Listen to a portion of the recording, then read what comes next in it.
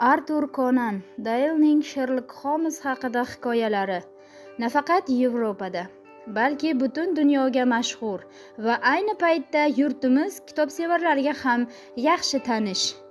Bu birinchi to'plamda yozuvchining detektiv, ilmiy fantastika, sarguzasht, voqealar hayotiy dalillarga boy hikoya va qissalari joy olgan. Bosqon vodiysining siri hikoyasidagi sirli voqealar odamlarni dahshatga soladi.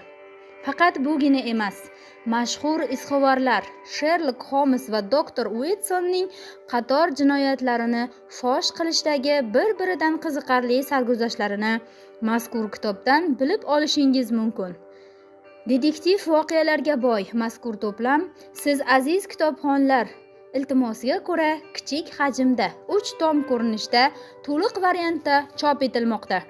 Qo'lingizdagi mazkur kitob biz tuhfa etmoqchi bo'lgan to'plamning ilk tomi, ya'ni siz kutgan hikoyalarning debochasidir.